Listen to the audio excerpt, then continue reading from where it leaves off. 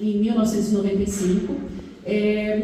Ele veio para ajudar no planejamento da unidade, mas esse instrumento ele não é propriamente um plano de manejo, porque ele não traz zoneamento e normas, então a unidade tinha um documento que orientava a gestão, mais atualizado em 95, mas ainda seguia as normas do zoneamento do documento de 1979. E aí, quase 20 anos depois, né, em 1998, a gente vê que são 20 anos de um instrumento que foi revisado, seguindo um roteiro metodológico que aí já o IBAMA, né, adotava. Em 1996, a gente teve o primeiro roteiro metodológico para o planejamento de unidades de proteção integral, de uso indireto, que focava nos parques nacionais, reservas biológicas e estações ecológicas. Então, esse plano de manejo ele foi revisado em 98, foi publicado em 98, vou apresentar um pouquinho de como ele é. Esse é o que a gente tem válido até agora, né, até a publicação do novo plano de manejo. Ele, aqui só para dizer que nesse processo de atualização das orientações, em 2002, o ICMBio, o IBAMA, né, teve um novo roteiro, então atualizou o roteiro metodológico para planos de manejo, mas esse plano ainda continuava seguindo o instrumento anterior. E aí a gente tem... Opa! Travou, acho que o computador aí. Aqui. Em 2015, esse mesmo plano de manejo de 98 passou por uma revisão pontual, né? O que é isso? O plano foi alterado em alguns pontos já para prever uma abertura maior para a visitação, para o uso público. Já se percebia que o que o plano de manejo previa como oportunidade de visitação não atendia a demanda e a necessidade que essa unidade tinha, tanto dos atores do entorno como de oportunidades que o parque poderia oferecer. Então foi feito um ajuste no plano para liberar, para prever a visitação na trilha Cristal Água. Então estamos começando a sair um pouquinho das piscinas naturais e adentrar um pouco o interior da unidade. Então, a partir de 2015, a trilha Cristal Água pôde passar a ser utilizada para bicicleta, para caminhada. Mas ainda assim a gente mantinha o zoneamento anterior e as regras anteriores que estão sendo mudadas agora, né? Então, 20 anos depois, mais uma vez, 25 anos depois, na verdade, a gente está conseguindo fazer a revisão desse plano de manejo. Depois de muita luta, né, algumas quebras de paradigma que eu vou colocar aqui para vocês. Então, finalmente, a gente está trazendo, e aí a gente está trazendo um documento completamente novo. Essa é uma grande diferença. A gente, nesse caminhar, os planos de manejo evoluíram como um todo para as unidades federais. A gente tem um novo roteiro metodológico aprovado em 2018, que muda a estrutura do plano de manejo, que traz um documento muito mais estratégico, muito mais direcionado para o contexto de cada unidade de conservação, e que é esse documento que o Parque Nacional de Brasília está recebendo hoje. Então, aqui um pouco do trilhar desse planejamento. E agora eu vou fazer um pouquinho da comparação do documento que a gente tinha válido e com relação ao novo. Então, o plano de manejo de 98, ele tem um componente bastante descritivo sobre o parque, são 5 volumes de descrição do contexto internacional, local, regional, enfim, uma descrição bastante longa, uma caracterização sobre a unidade, um encarte de planejamento com detalhamento de 14 subprogramas de gestão, em que esse plano de manejo ele detalha a nível operacional quais são as ações que a unidade deve desenvolver para cada um desses subprogramas, então seja de proteção, de visitação, de recreação, enfim, uma série de programas. São 185 ações detalhadas, aqui a gente fez uma monitoria de o que aconteceu com cada uma delas, quais delas foram implementadas, quais estão em implementação, quais ainda cabem ou não cabem mais, então uma monitoria densa desse plano de manejo para entender, né, o quanto a unidade evoluiu, o quanto ainda se adapta ou não à realidade local, à realidade da unidade, para a gente poder avançar, então, no novo plano. E esse é o novo documento, vocês estão vendo a pirâmide aqui, né? O zoneamento está aqui também, em que a gente tem, então, uma estrutura diferente, a gente não traz mais uma descrição longa, a gente não tem mais as informações hoje estão disponíveis na internet, nas bases de dados, a gente não precisa mais que o plano de manejo seja um repositório de informações da unidade, então o plano hoje ele é muito mais enxuto, a gente sai de 800, 500 páginas para 100, então é um documento que dá para ser colocado embaixo do braço e lido e levado para todos os lados para subsidiar a gestão, e que traz os componentes que são fundamentais para a gestão da unidade, o propósito, a significância, os recursos e valores fundamentais que o Parque Nacional de Brasília tem, os componentes dinâmicos, e aí é aí que muda bastante. O plano hoje ele não é mais prescritivo, ele não detalha as ações que a gestão da unidade vai ter que fazer, mas ele indica quais são os planejamentos necessários e prioritários para que essa unidade faça junto com as coordenações do Instituto, que têm a expertise que atuam na área. Né? Então, não é mais a coordenação de plano de manejo que detalha, por exemplo, como vai se dar a proteção, o manejo do fogo ou a riscação. Isso vai ser feito agora pela equipe da unidade, junto com cada uma das coordenações responsáveis, para compor isso que a gente chama de um portfólio de planejamento. Então, hoje a gente está dando início a esse portfólio, com a aprovação desse documento aqui, que traz esses elementos, os elementos fundamentais, as zonas de manejo e as normas, e que vai ser complementado com os planejamentos específicos, as necessidades de planejamento posteriormente. Então, para exemplificar um pouco, esse é o propósito do Parque Nacional. O propósito é a grande missão, né, para que ele foi criado, né, e isso foi discutido, e todos esses textos que eu vou apresentar para vocês, eles foram definidos em conjunto, na oficina de planejamento, com os atores, com o conselho. Então, não é uma coisa do ICMBio para a sociedade, mas que a sociedade construiu junto conosco. Então, situado na capital do Brasil, o Parque Nacional de Brasília conserva as águas e a biodiversidade do Cerrado, sendo fundamental para a manutenção e a conectividade dos ecossistemas e paisagens, a produção de água para o abastecimento público, a pesquisa científica, a educação ambiental, a recreação em meio à natureza e a valorização da história e cultura do Planalto Central. Esse é o propósito do parque. Os componentes fundamentais do plano de manejo também trazem a significância, que é o que o parque tem de grande, de mais diferente, de importante, de significante para todo o contexto, para todo o sistema de unidades de conservação. Aqui eu trouxe só um exemplo, mas são 7 textos de significância. Eu vou ler porque lá no fundo não dá. Então, zona núcleo da Reserva da Biosfera do Cerrado, o Parque Nacional de Brasília é eixo de conectividade entre as áreas naturais do Distrito Federal e entorno, irradiando a perpetuação da vida a partir de seu mosaico de paisagens, por meio de diversos corredores ecológicos e proporcionando a conexão entre o ser humano e a natureza. Então, essa é uma das sentenças de significância do parque. Os seus recursos e valores fundamentais. Esses recursos e valores, eles são um grande objetivo de gestão. Tudo que for feito na unidade, tudo que for planejado para gerir a unidade, tem que ser voltado para garantir a conservação desses elementos.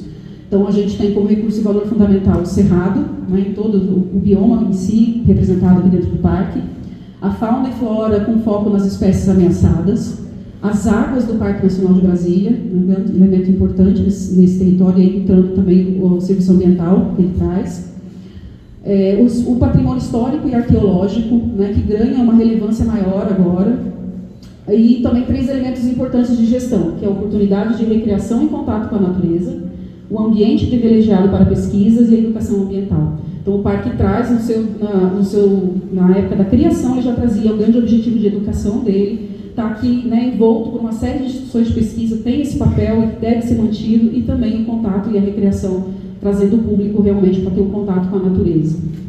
Eu trouxe aqui o patrimônio histórico e arqueológico. Parte do patrimônio histórico e arqueológico do Planalto Central está preservada no Parque Nacional de Brasília. A região foi palco de passagem de povos originários e conta com sítios arqueológicos reconhecidos pelo IPHAN como sítios líticos pré-históricos, vinculados a caçadores e coletores. Até o século XIX, foi local de passagem de tropeiros através das estradas reais da Bahia e Santa Luzia Contagem, mantendo vestígios de fazendas como a de Santa Maria. Em 1894, sediou o acampamento da Comissão Cruz, formado pela equipe de cientistas que investigou o interior do país e indicou o quadrilátero, onde posteriormente a capital foi implantada. Eu achei importante trazer a parte histórica, porque não é uma coisa que a gente salienta tanto, mas o parque tem uma grande responsabilidade de preservação histórico-cultural também. Aqui já passando para o portfólio de planejamento, então trouxe só aqueles que têm alta prioridade, que é o foco agora que a unidade vai ter o plano de manejo, né? Por onde começar a implementar? Então, por onde começar é a detalhar esses planejamentos que foram considerados como mais prioritários, o plano de uso público, né? O plano de manejo integrado de fogo, Morita, por aí, o plano de prevenção e controle de espécies exóticas invasoras, também é uma situação bastante complicada que o parque tem, então é uma das prioridades, e o plano de gestão socioambiental para conectar mais com os atores do entorno, envolver mais com a sociedade, trazer mais a sociedade para se conhecer do Parque Nacional. E aí, aos poucos, com outros planejamentos, vai sendo compondo esse portfólio. Aí um pouquinho do zoneamento, né, uma coisa que muda bastante realmente. Esse é o zoneamento que o plano de 1998 traz. Não tem a área ampliada, né, que está localizada mais ou menos aqui. A gente tem aqui as áreas verdes e a roxa, é uma área de zona intangível e zona primitiva, que a gente usava no termo anterior. e que não permite a visitação. Então, a gente tem uma área restrita à visitação, considerável, no plano anterior, e que agora a gente está mudando, trazendo novas oportunidades realmente para que a sociedade conheça e participe do Parque Nacional. Que a gente tem aqui a área original, de 1961, a área ampliada de 2006, seu zoneamento. Essa área verde escura que vocês veem é a zona de preservação, a antiga zona intangível, onde só é permitido proteção, ações de manejo e pesquisa, né, onde não é permitida a visitação. A gente tem o verde claro, que é a zona de conservação, que permite a visitação de baixo grau de intervenção, caminhadas, ciclismo em pequenos grupos, acampamento rústico, mas com todo cuidado em áreas pré-definidas, né? Então já traz uma oportunidade de uma visitação mais prístina para o parque. A área laranja são as zonas de uso moderado, que aí prevê uma visitação de médio grau de intervenção, que a gente chama, onde a gente pode ter grupos maiores, novas oportunidades, até um trânsito motorizado, devidamente planejado também em alguns locais. Importante dizer que o trânsito motorizado com veículo particular ele é permitido somente na zona de infraestrutura, né? Então, para não se assustem, não vai ter visitante andando com carro particular dentro do parque de forma alguma. O acesso de visitante com veículo ele é permitido somente aqui nesse vermelho, que é onde estão as piscinas naturais, a administração, mas abre um leque de oportunidades para que o ICMBio planeje, ordene e faça uma visitação diferenciada no interior da unidade. E o Lago de Santa Maria, que está aqui nessa zona azul, porque ele também é usado para abastecimento público, mas dessa vez, trazendo aí uma quebra de paradigma, ele vai poder passar também para a visitação pública. E aí, já finalizando, vou adentrar um pouquinho na parte da visitação, com a licença da Roberta, do Paulinho, estão por aí, né? Mas trazendo para vocês já a visão de futuro do plano de uso público, que foi construído paralelamente ao plano de manejo. Acho importante frisar que para fazer esse zoneamento a gente trabalhou em muita parceria com a Coeste, né? A gente fez trabalho de campo junto, a gente foi junto para identificar em que áreas poderia ter visitação sem comprometer os recursos naturais da unidade, então foi um trabalho bastante integrado com a coordenação de visitação. E o plano de uso público, que já está também bastante avançado, traz como visão de futuro, uma visão muito bonita, pelo menos eu achei, né? Em que o Parque Nacional de Brasília acolhe, conecta e encanta pessoas com seus jardins de cerrado, o céu e as árvores do Planalto Central, propiciando para todos experiências diversificadas que se traduzem em atitudes para a conservação ambiental. Presente na vida do brasiliense, o parque compartilha sua riqueza com o Brasil e o mundo. Então é isso que a gente espera.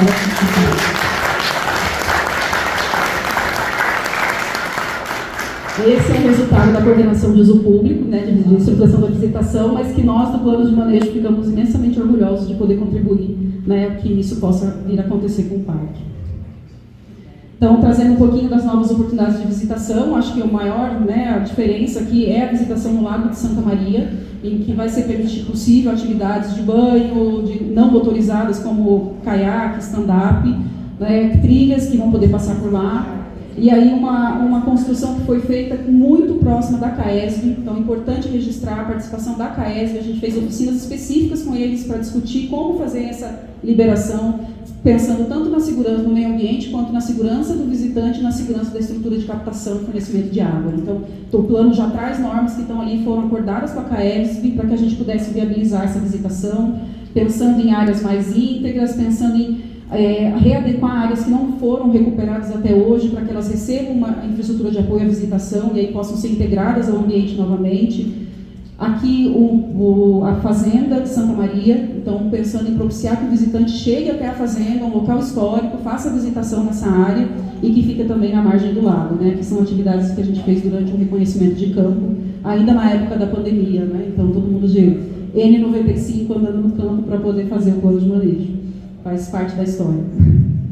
E aqui também não podia deixar de trazer a conexão com outras áreas protegidas e o sistema de trilhas do Distrito Federal, né? O João Carlos está por aí, também participou de toda essa construção com a gente, em que a gente vai poder conectar melhor o parque ao sistema de trilhas, seja que antes já a Trilha União fazia esse papel dando a volta, e aqui também o Arco Cafuringa passando dentro da área ampliada, mas que agora pode ter uma projeção nova que possa fazer com que o visitante passe por dentro do parque, tenha uma vista diferenciada de Brasília, passe pelo Lago de Santa Maria para depois chegar em outros ambientes. Então, trazendo aí uma série de oportunidades novas para a conexão para as trilhas, né, para a rede de trilhas também. Lembrando de que isso sempre com muito cuidado com a conservação, entendendo a visitação como uma ferramenta que nos auxilia na gestão e na proteção da unidade, né, uma ferramenta que vai ajudar na sensibilização da sociedade sobre a conservação da natureza, no engajamento na proteção do parque, como fazer denúncias, a gente vai ter o visitante como parceiro em campo, né, para a proteção, e trazendo também um apoio para o desenvolvimento sustentável do território.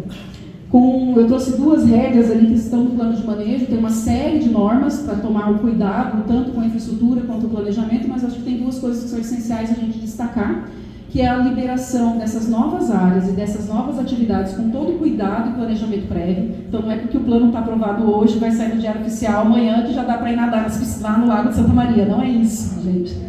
A gente tem um caminhar de planejamento em que o plano de uso público precisa ser finalizado e a estruturação de cada uma dessas novas áreas de visitação precisa ser feita e liberada pelo ICMBio, seja por um protocolo de visitação ou por uma autorização direta. Então, depois que a visitação de cada ponto desse estiver devidamente planejada e organizada, é que o ICMBio vai noticiar que ela está finalmente aberta à visitação. Então, isso é um ponto importante.